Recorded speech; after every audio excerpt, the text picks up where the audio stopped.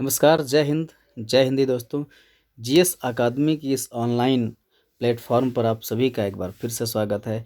मैं हूं तीर्थराम। दोस्तों, आप सभी के सामने इस जीएस अकादमी के ऑनलाइन प्लेटफॉर्म पर आज उपस्थित हुआ हूं। आप सभी के जीआईसी प्रवक्ता, जीआईसी लेक्चरर उत्तर कुंजी को लेकर, जो कि आज ही 13 मार्च 2022 को मुख्य परीक्षा के रूप में हिंदी और निबंध प्रश्नोत्तर के माध्यम से हुई है। इस परीक्षा की उत्तर कुंजी लेकर मैं आप सभी के समक्ष उपस्थित हो गया हूं। तो आप सभी यथाशीघ्र उपस्थित हो जाएं और अपने प्रश्नों का, अपने उत्तरों का मिलान करें।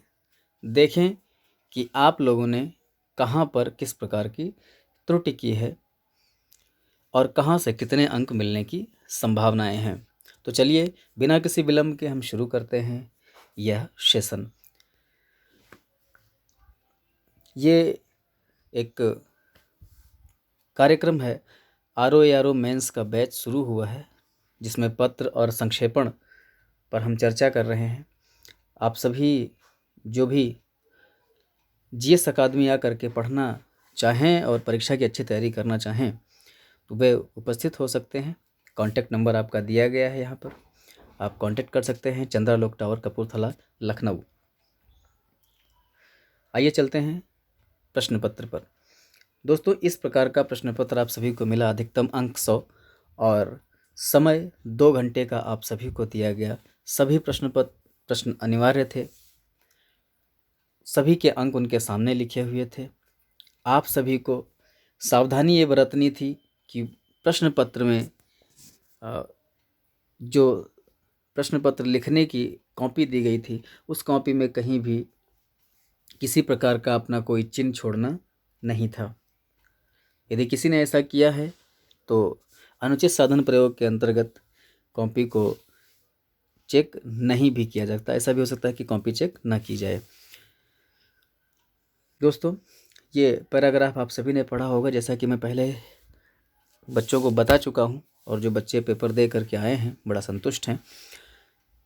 मैं फ़िलहाल उन लोगों के लिए जो ऑनलाइन ही क्लास देखते हैं, जो हमारे साथ आकर के नहीं पढ़ सके, उनके लिए यह वीडियो बना रहा हूं। और जो हमारे बच्चे और भी छूटे हुए हैं, जो हमसे मिलने नहीं आ सके, वे सभी इस वीडियो के माध्यम से इस तथ्य को समझेंगे, जानेंगे कि कहां पर उन्होंने किस प्रकार की त्रुटि की है।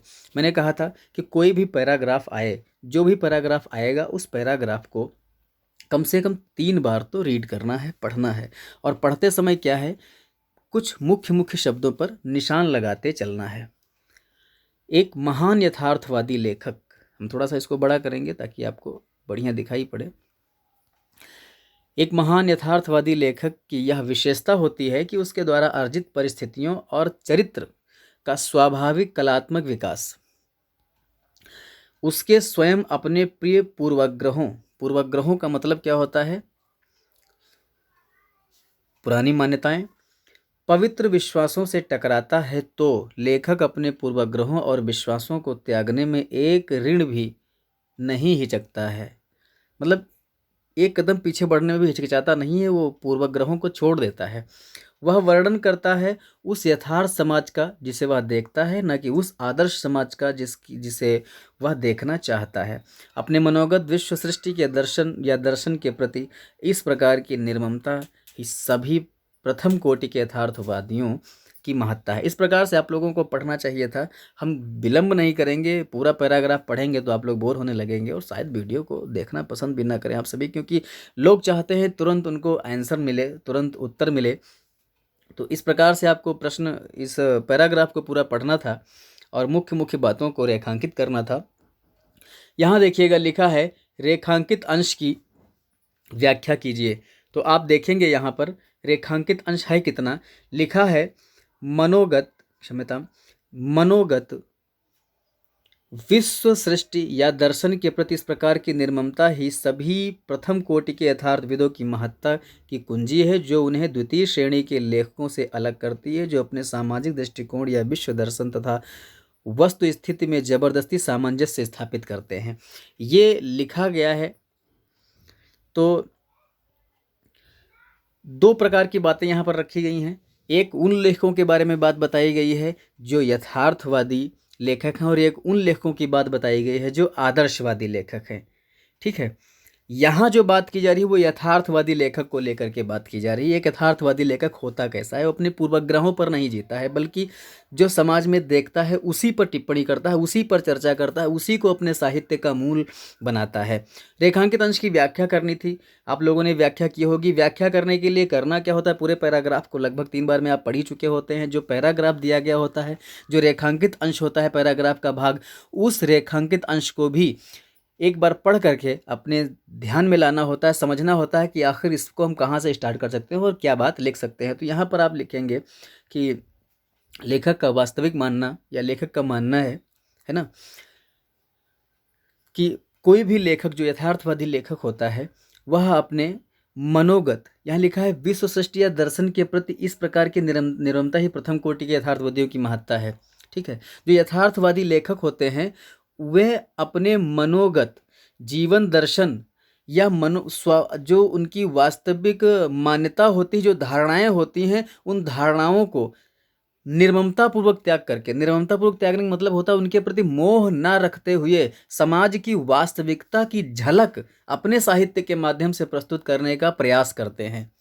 और यही कारण है कि उनकी यही स्थिति, जो अपने मनोगत विचारों को ध्यान में न रखकर बल्कि समाज के वस्तु स्थिति को स्पष्ट करने का प्रयास करते हैं, यही स्थिति उन्हें दूसरे उन लेखकों से अलग करती है जो लेखक समाज को अपने अनुसार देख करके अपनी मान्यताओं को उन पर थोपने का प्रयास करते हैं और अपनी मान्यताओं के अनुसार साहित्य में समाज का गठन करते हैं।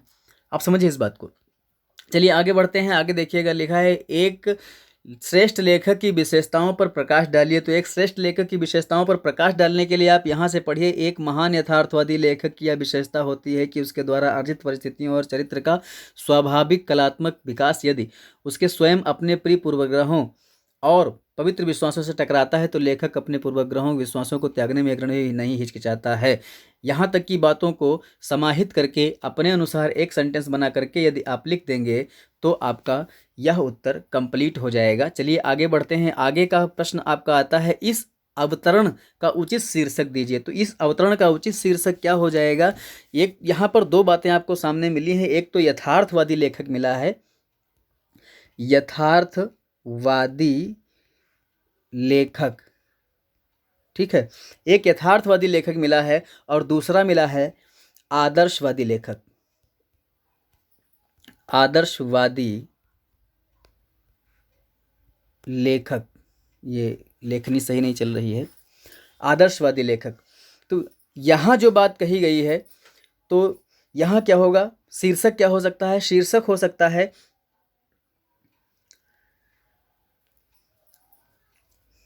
यथार्थवादी लेखक हो सकता है, सम्यताम यथार्थवादी लेखक।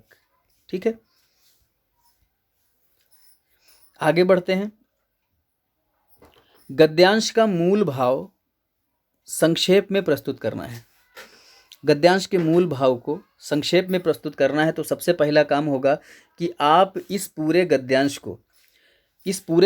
को देखें कि ये कितने शब्दों में हो सकता है। संक्षेपण लिखने के लिए आप सभी को मैंने बताया है कि जो संक्षेपण होगा यह पूरे गद्यांश का गद्यांश बटा 3 होगा। ठीक है, तो गद्यांश 150 शब्दों में लगभग में है यह, तो आपको क्या करना है कि 50 शब्दों में इसका सारांश लिख देना है। और शब्दों में सारांश लिखने के लिए या शब्द गिनने के लिए करना क्या होता है, आपको ध्यान रखना है। हमने पहले ही आप लोगों को बताया, जैसे यहाँ पर लिखा है महत्ता की, तो महत्ता की एक ही शब्द माना जाएगा। योजक चिन्ह या योजक शब्द समेत हम योजक शब्द या फिर कह लीजिए संबंध बोधक अव्यय और योजक चिन्ह, ये जिस शब्द के साथ लगे होते हैं एक ही शब्द माना जाता है। संयुक्त क्रिया भी एक ही मानी जाती है। जैसे यहाँ पर लिखा हुआ है आपका करता है, तो करता है एक शब्द माना जाएगा, ना कि 2 शब्द माने जाएंगे। इस तरीके से आप इनको काउंट करेंगे, गिनेंगे तो लगभग में 150 शब्द आपको मिल जाएंगे, जिनको 1/3 करने पर क्या होता है कि 50 शब्दों में आपको इसको लिखना होगा, संक्षेप करना होगा। संक्षेपण के लिए मैंने आप लोगों को बता रखा है कि इसको पढ़िए, शब्द आपके अपने होने चाहिए। अगर आवश्यकता पड़े तो आप दिए गए पाठ्यक्रम का सहयोग लेंगे, मतलब इस पर आधारित तो होने ही चाहिए, लेकिन इसके पूरे जैसे के तैसे सेंटेंस वही उतार दो, ये ठीक नहीं है। इसको पढ़ोगे, इसमें से कोशिश करनी है कि बिल्कुल हूबहू ना उतारो। ठीक है, आपको करना क्या है, अपने शब्दों में इसको लिखने का प्रयास करना है। कंटेंट बाहर से नहीं लाना है, जितना दिया गया है इसी कंटेंट को अपने शब्दों में लिख देना है। चलिए, अब तो वो आपके लिखने पर निर्भर है, आपने कितना लिखा, कैसा लिखा। यदि आपने अच्छा लिखा है तो आपको अच्छे अंक मिलने की संभावनाएं हैं। चलिए अगले प्रश्न पर पहुंचते हैं। अगला प्रश्न आपका जो था, निम्नलिखित वाक्यों को शुद्ध कीजिए लिखा हुआ है। इतनी रात गई आप कहाँ थे। तो यहाँ जो गई शब्द का प्रयोग किया गया है ये गलत है। गई शब्द का प्रयोग नहीं करना है, यहाँ पर आपके लिए प्रयोग करना है। तो गई या गए कर दीजिए, गई की जगह पर गए, या फिर बीते कर दो, ज़्यादा अच्छा रहेगा। बीते करोगे तो सही होगा। इतनी रात बीते आप कहाँ थे। अगला सेंटेंस है, बालक सोती नींद से जाग उठा। तो बालक सोती नींद से नहीं जागेगा, ये सोती शब्द एक्स्ट्रा हो गया है। बालक नींद से जाग उठा, इतना कर दो, सेंटेंस सही हो जाएगा।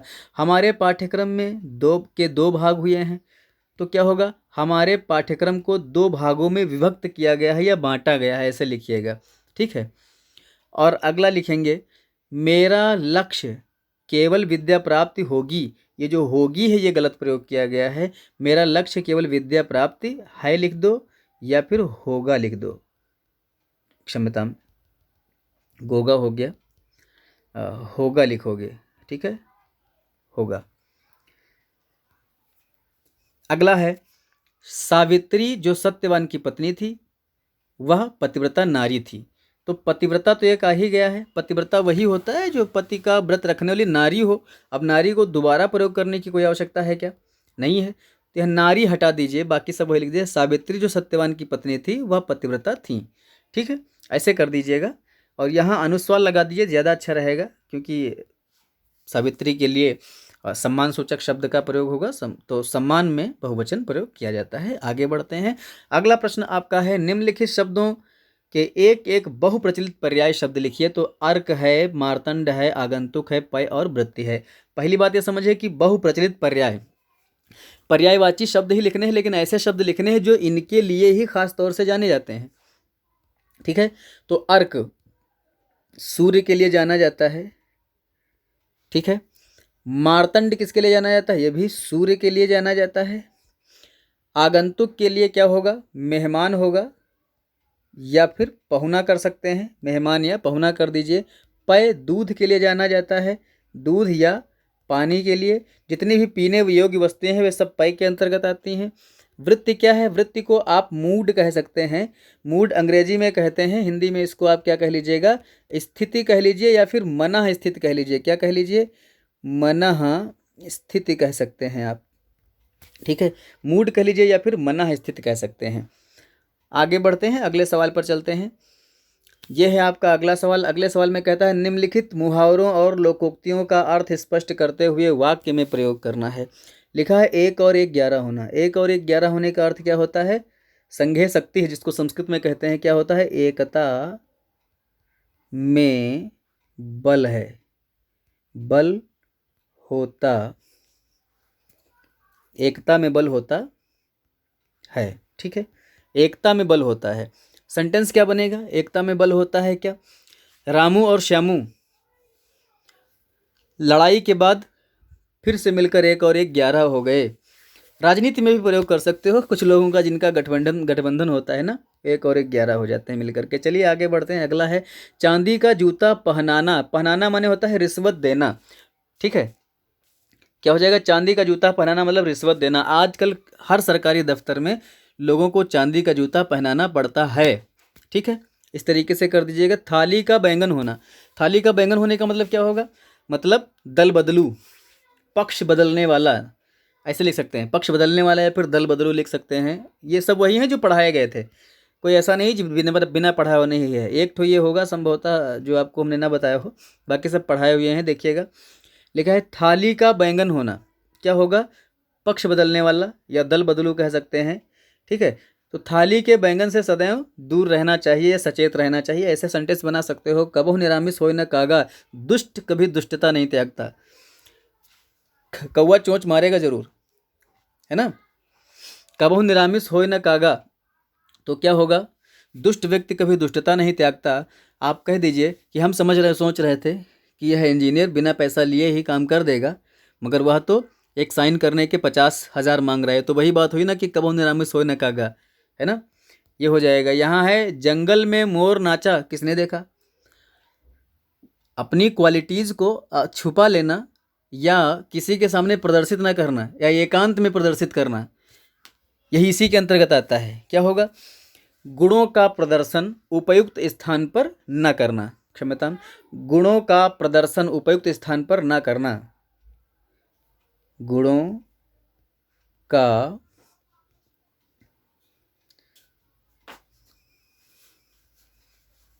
प्रदर्शन उपयुक्त स्थान पर न करना या उचित स्थान पर न करना। ठीक है, उचित स्थान पर न करना, गुणों का प्रदर्शन उचित स्थान पर न करना। जंगल में मोर नाचा किसने देखा, ये होगा। मैं तो राजू से कब से कहता हूँ कि गांव में कब तक पढ़ाते रहोगे, अरे शहर में निकलो, है ना, तो वहाँ इसका अधिक महत्व होता है। गांव में पढ़ाना उसी तरह व्यर्थ है जैसे जंगल में मोर का नाचना। ठीक है, इसको प्रयोग कैसे करेंगे। मैं तो रामू से या राजू से हमेशा से कहता हूँ कि जंगल में गांव में तुम्हारा रहना जंगल में मोर नाचा किसने देखा वाली परिपाटी का ही निर्वाह करना है। इस तरीके से आप सेंटेंस बना सकते हैं। आगे बढ़ते हैं। अगला सवाल आपका आता है, निम्नलिखित समस्त पदों का विग्रह सहित समास का नाम लिखिए। अब विग्रह भी करना और समास का नाम लिखना है। लक्ष्य भ्रष्ट, सेम बिल्कुल वैसे ही फंस रहे हैं जैसे कि पढ़ाए गए हैं। लक्ष्य से भ्रष्ट, है ना, तो अपादान तत्पुरुष आ जाएगा। क्या आ जाएगा, अपादान तत्पुरुष। कुछ कठिन नहीं था। सुमुखी, सुंदर मुख वाली अर्थात कर्मधारय।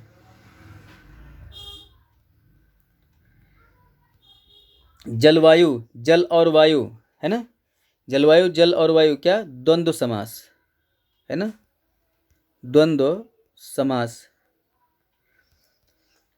यथाविधि, यथा विधि, विधि के अनुसार। क्या होगा, विधि के अनुसार, विधि के अनुसार। कौन सा समास होगा, अव्ययी भाव। विधि के अनुसार अव्ययी भाव समास। ये एक अलग आ गया है, क्या, अद्वतोद्धार। तो विच्छेद का खैर मैं अभी डाउटफुल हूँ, मैं नहीं कह सकता हूँ। हाँ, इतना कह सकता हूँ कि इसमें तत्पुरुष ही समास रहेगा, या आप षष्ठी तत्पुरुष कहें तो ज़्यादा सही रहेगा। क्या रहेगा, षष्ठी तत्पुरुष कहें तो ज़्यादा सही रहेगा। ठीक है, जो लोग हिंदी वाले थे, जिन्होंने हिंदी से पेपर दिया है, हिंदी विषय को लेकर के या और वैकल्पिक विषय को लेकर के दिया है, फिलहाल ये पेपर तो सबके लिए समान ही था। खैर आगे बढ़ते हैं। अगला सवाल आता है कि निम्नलिखित प्रश्नों के उत्तर लिखिए। तो लिखा है, भक्ति काल के एक ऐसे कवि का नाम बताओ जिन्होंने उत्तर प्रदेश की 2 बोलियों में रचनाएं लिखी हों। तो सीधा तुलसीदास का नाम लिखो। क्षम्यतां, तुलसीदास का नाम लिखो। तुलसीदास ने ब्रज भाषा में भी लिखी है, ये भी उत्तर प्रदेश की बोली है, और अवधि में श्री रामचरित मानस का प्रयोग की रचना की है। और ब्रज भाषा में कृष्ण गीतावली हो जाएगा, विनय पत्रिका हो जाएगा, कवितावली, दोहावली सब ब्रज भाषा में लिखा गया है। अवधि भाषा में क्या, श्री रामचरित मानस की रचना की है। आगे बढ़ते हैं। गधा का तत्सम रूप पूछा गया है तो क्या हो जाएगा, गर्दभ हो जाएगा। और श्रृंग का तद्भव रूप पूछा गया है तो क्या हो जाएगा, सींग हो जाएगा। श्रृंग का तद्भव रूप। पयोद का संधि विच्छेद पूछा है तो क्या हो जाएगा, पयः धन द। पयः माने जल, द माने देने वाला। ठीक है, पयोद हो जाएगा विसर्ग संधि के द्वारा। प्रेरणार्थक क्रिया का एक उदाहरण पूछा गया है। प्रेरणार्थक क्रिया का उदाहरण पूछा गया है, शिक्षक ने छात्रों को पढ़ाया, तो है ना, पढ़ाया, लिखाया, है ना, पढ़ाना, लिखा, सॉरी, शिक्षक ने बच्चों से पढ़वाया, पढ़वाया होगा, पढ़वाया लिखिए। पढ़वाया, लिखवाया, ये सब इसके अंतर्गत आएंगे। किसके अंतर्गत? प्रेरणार्थक क्रिया। पढ़वाना, लिखवाना, चलवाना, है ना, तो ये इसके अंतर्गत आएंगे। आगे बढ़ते हैं। अगला आपका आता है, प्रश्न है निम्नलिखित शब्दों के शुद्ध रूप लिखिए। अशुद्ध हैं, इनको शुद्ध लिखना है। तो आपको बता दूं कि दूर उपसर्ग होता है, और अगर अवस्था के साथ जुड़ेगा तो ध्यान दीजिएगा कि ये आ जो है रा में चला जाएगा तो रा पूरा हो जाएगा, तो क्या हो जाएगा? दू, फिर रा, ठीक है। फिर क्या होगा? व, फिर आधा सा, और फिर था और आ की मात्रा। तो दुर्वस्था मतलब रा में आ की मात्रा नहीं रहेगी, बस इतना कहना था।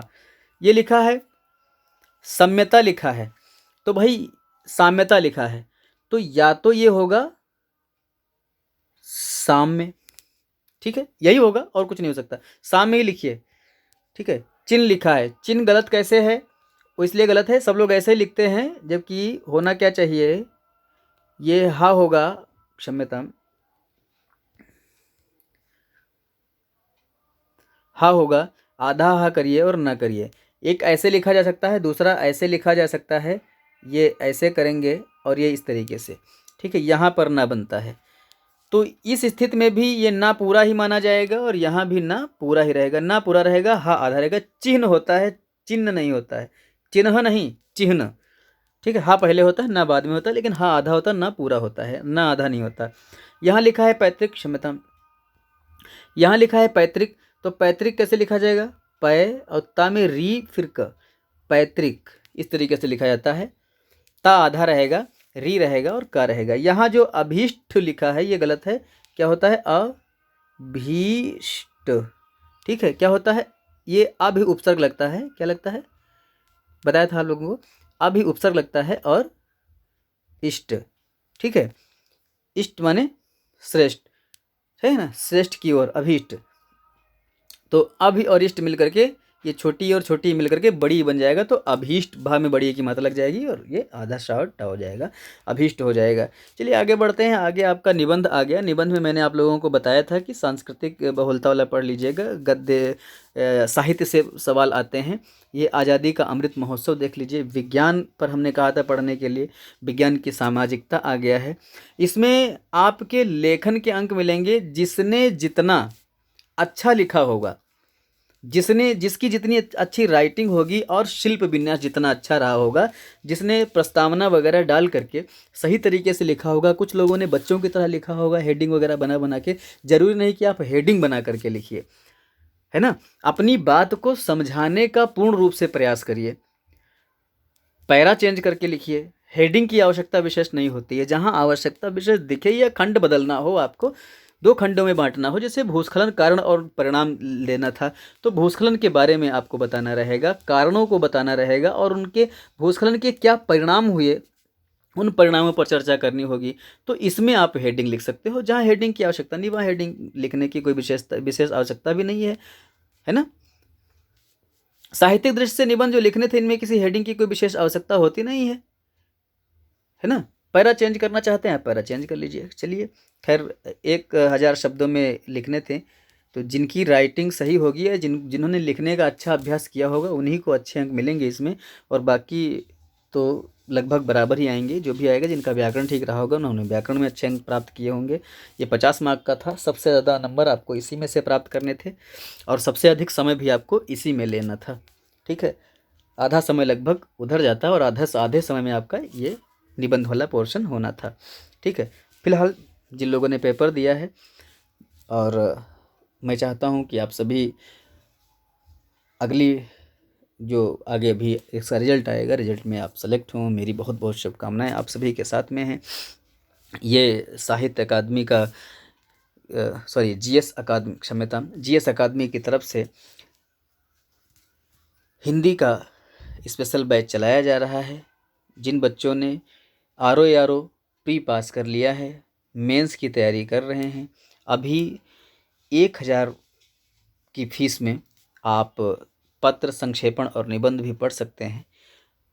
तो जिन्हें भी हिंदी पढ़नी है, पत्र के लिए या रिटन का निकालना है मेंस का, वे संपर्क कर सकते हैं। चंद्रलोक टावर, कपूरथला, लखनऊ में ये आपका नंबर दिया हुआ है। आप टेलीग्राम पर भी, इसमें लिंक दिया गया है, टेलीग्राम पर भी जुड़ सकते हैं।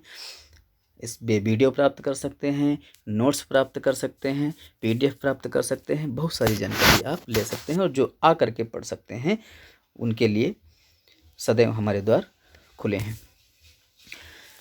तो इसी के साथ धन्यवाद आप सभी को। तैयारी करते रहिए। जो लोग आरोग्य तैयारी करते हैं और जो लोग परीक्षा दे करके आए हैं उन्हें सेलेक्ट होने की अग्रिम शुभकामनाएं। जय हिंद, जय हिंदी।